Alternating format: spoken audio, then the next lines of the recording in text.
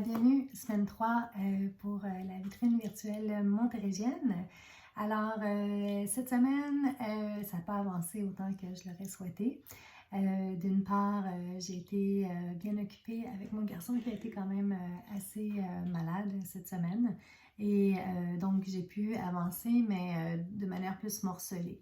Ce que j'ai avancé, ce sont les devoirs que François Lavallée, mon collaborateur, m'a transmis. Il m'a parlé du système énonciatif. J'avais avancé par moi-même, je lui ai reparlé vendredi, puis je me suis rendu compte que je pouvais pousser encore plus loin. Même chose sur le schéma narratif.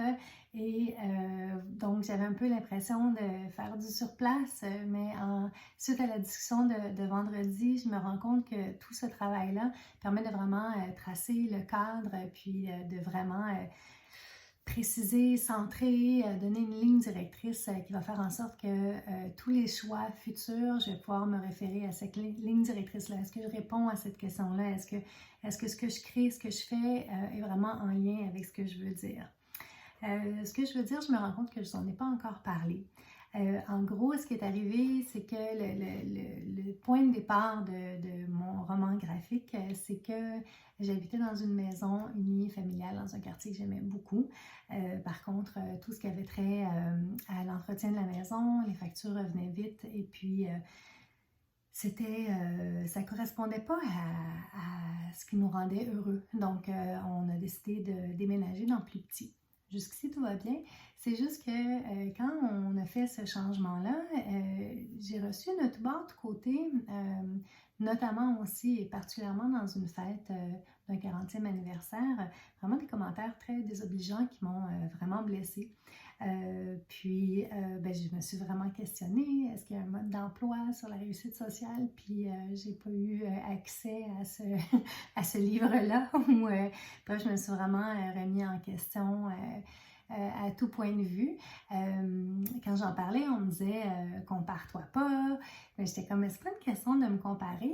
Puis, peut-être un peu, c'est vrai, je me comparais, puis je me comparais négativement, mais là, je me suis mis à chercher, j'ai réalisé que tout le monde se compare. C'est un réflexe, c'est un instinct de survie qu'on a hérité du temps des Cro-Magnons. Donc, se comparer, c'est quelque chose qu'on fait naturellement, même si tout le monde dit qu'il ne faut pas se comparer. Donc, c'est un peu ce genre de message contradictoire-là que je questionne, notamment la phrase « quand on veut, on peut ». Est-ce qu'on peut vraiment tout le temps, dans toutes circonstances, ou il y a peut-être un facteur de privilège, d'environnement, de chance, de couleur de peau, tout ça, là, il y a beaucoup de facteurs qui peuvent influencer quand on veut, on peut. Puis c'est pas une question de manque d'ambition, parfois il y a des obstacles. Puis je me suis aussi intéressée dans le fond à tout ce qui est les dissonances cognitives, comme qu'il y en a beaucoup en publicité aussi, quand on entend des phrases comme dépense plus pour économiser plus. C'est un non-sens. Donc, je trouve que c'est tous ces messages-là qui sont véhiculés qui font en sorte qu'on peut se détourner de notre boussole intérieure vers le bien-être. L'autre devoir que François m'a donné, c'était de rattacher ça, dans le fond, à des recherches existantes. Moi, dans mon parcours, jusqu'à maintenant, ce que j'ai fait, c'est fait beaucoup de lectures en psychologie. Puis, j'ai relu cette semaine un passage d'un livre qui m'avait beaucoup marqué, de Stephen C. Hayes, qui est l'auteur de... Dans le fond, lui a implanté une nouvelle approche thérapeutique qui s'appelle ACT, Acceptation and Commitment Therapy. Puis, dans le fond, je relisais son livre qui décrit certains processus. Puis, à un endroit, un chapitre en particulier qui est vraiment très en lien avec mon livre, j'ai trouvé une citation qui résumait très bien.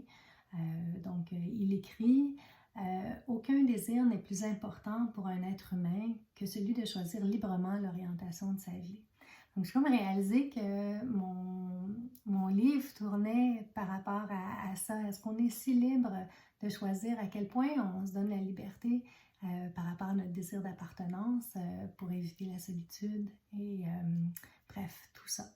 Donc, c'est pas un livre pour enfants, mais je pense que ça peut répondre à beaucoup de questions que beaucoup de personnes se posent. En tout cas, moi, je me suis posée. Alors, la semaine prochaine, j'espère que j'aurai plongé un peu plus dans la création en tant que telle. Et je vous dis tout ça la semaine prochaine. Bonne semaine!